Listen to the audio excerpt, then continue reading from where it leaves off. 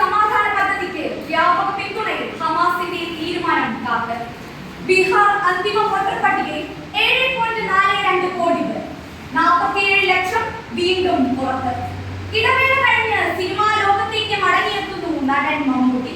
കരൂർ ദുരന്തവുമായി ബന്ധപ്പെട്ട് 4ാം ദിവസത്തെ പ്രതികരണം. പാടില്ലാത്തത് നടന്നു, വലിയ വേദനയെന്ന് നടൻ വിജയ്. തെരുവുനായ ആക്രമണത്തിൽ കടിയേറ്റ് കേരളം. കേരള മീഡിയ അക്കാദമിയുടെ രാജ്യാന്തര മീഡിയ ഫെസ്റ്റിവൽ ഓഫ് കേരള തിരുവനന്തപുരത്ത് മുഖ്യമന്ത്രി ഉദ്ഘാടനം ചെയ്തു. വാർത്തകൾ വിശദമായി. ഗാസ ട്രംപിന്റെ സമാധാന പദ്ധതിക്ക് വ്യാപക പിന്തുണ. ഹമാസിന്റെ തീരുമാനം കാത്ത്.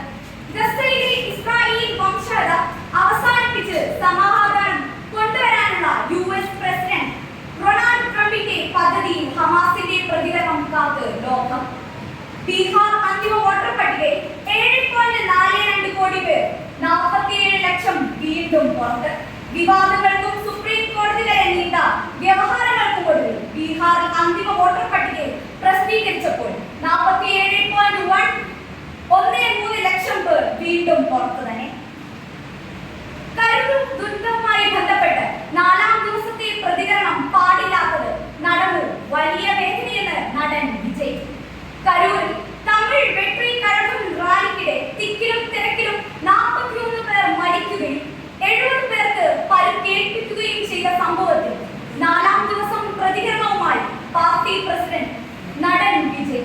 സംഭവം നടക്കാൻ പാടില്ലാത്തതാണെന്നും ദുരന്തത്തിൽ വലിയ വേദനയുണ്ടെന്നും സമൂഹ മാധ്യമ അക്കൗണ്ടിലൂടെ പുറത്തുവിട്ട വീഡിയോ സന്ദേശത്തിൽ വിജയ് പറഞ്ഞു. തെരുവുനായ ആക്രമണത്തിൽ കടിയേറ്റ് കേരളം. സംസ്ഥാനത്ത് 5 വർഷത്തിനിടെ തെരുവുനായ്ക്കളുടെ കടിയേറ്റ് ചികിത്സ തേടുന്നവരുടെ എണ്ണത്തിൽ വൻ വർധനവ്. ആരോഗ്യവകുപ്പിന്റെ കണക്ക് പ്രകാരം 15 ലക്ഷം പേരാണ് നായ്ക്കളുടെ ആക്രമണത്തിൽ പരിക്കേറ്റത്. കാലാവസ്ഥാ വാർത്തകൾ.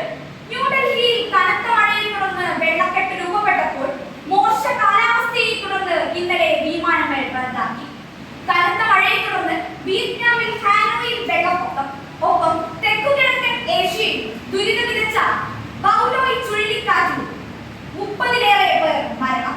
വിയറ്റ്നാം, തായ്ലൻഡ്, ഫിലിപ്പൈൻസ് എന്നിവിടങ്ങളിലാണ് നാശനഷ്ടം സംഭവിച്ചത്. അടുത്തത് വൈവിധ്യങ്ങളുടെ സുവോളജിക്കൽ പാർക്ക്. നമുക്ക് ഏറെ കൗതുകം നിൽക്കുന്ന ഒരു വാർത്തയാണ്.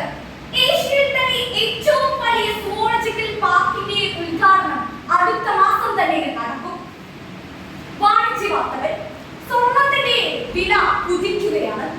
86,120 രൂപ വർദ്ധിച്ചു. കായിക വാർത്തകൾ.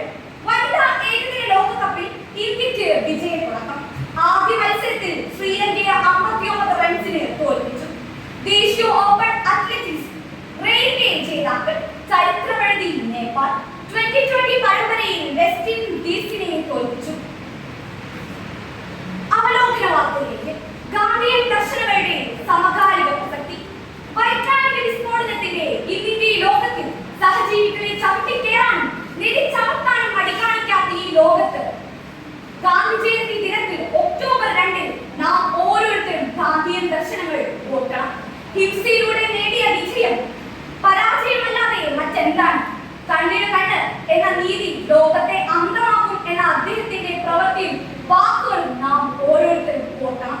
ലഹരിക്കും മറ്റു തിന്മകൾക്കും പോകുന്ന ഇക്കാലത്ത് മനുഷ്യർക്ക് ഗാന്ധിയൻ ദർശനം വളരെ പ്രധാനപ്പെട്ടതാണ്. യുദ്ധത്തിന്റെ മഹാമാരിയിൽ നാം ഓരോരുത്തരും ഗാന്ധിയൻ ദർശനങ്ങൾ ഓർത്തെടുക്കാം. സ്വാതന്ത്ര്യത്തോടെ ജീവിക്കാൻ കഴിവില്ല